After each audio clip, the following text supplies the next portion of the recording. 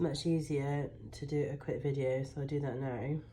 So when you're cutting from Monstera, you can't take a cutting which is just a leaf, like this bit here. You must have a piece of the stem. And on the stem, you'll see little growth nodes here, which is a little lump. From those growth nodes, you can sometimes get aerial roots. Not necessarily, but they will grow aerial roots eventually. So on this plant here, now, I could make a cutting here. So you mustn't cut on the growth node. You need the growth node to be on the stem. So if I were to cut here, this would have a growth node on it, and I could make that a cutting, the top two.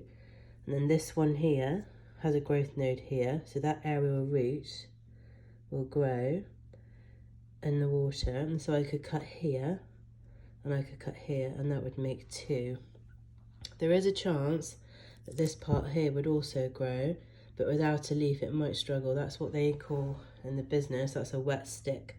So from here to here, you can get cuttings like that called wet sticks, but they're much harder to propagate. And so if you wanted the biggest chance of survival, I would say you could cut here and have this one. So that's one there, and then cut there, and you'd have this top one here, which has got a growth node. And so that's how you would cut them. You'd cut them with a sharp razor, straight through the stem. Make sure it's clean, if you can, sterilize it.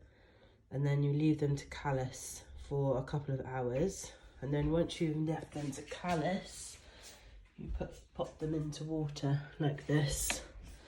And so you can see the cut end of the one here. So I cut it here, and then it had an aerial root.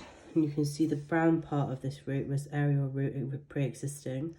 Then in water, those roots have grown, and you'll find the aerial root grows quite quickly. You need to wait for these side roots to grow, because they're the ones that are taking the nutrients out of the soil. So I've got two cuttings from a younger plant in here, and whilst they've been in water, it's grown a new leaf. You can see the new leaf in there. This needs topping up actually, because it's getting a bit low.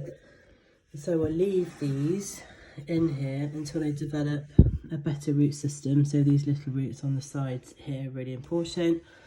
Leave them to grow in there for a bit longer, and then when you pop them on, choose a pot that's not too big. You can use orchid pots which are clear, and then you can see the root system developing.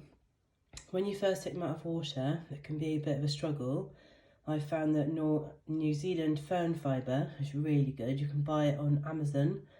And if you pop it in there first, keep it nice and wet, but not too moist.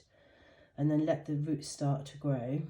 And then just start watering like you would in Monstera normally. So you water it, let it dry out, not all the way, but you'd make sure the top was pretty dry before you watered it again. And you just keep an eye on it, because you don't want those roots to rot when they're in a pot. When you pot on a more adult plant, when the root systems are much more developed, you use not potting compost, you use a mixture here. So here you can see there's a mixture of perlite, orchid bark, fern fibre and potting compost. And I do about half potting compost to an equal mixture of perlite, orchid bark and fern fibre, and I mix it in a trug. And then I use that, and I've potted this one on a couple of times. Be careful not to take the pot too big, because otherwise it's got too much room for the moisture to develop, and then the roots will rot. But yeah, that's how I repot.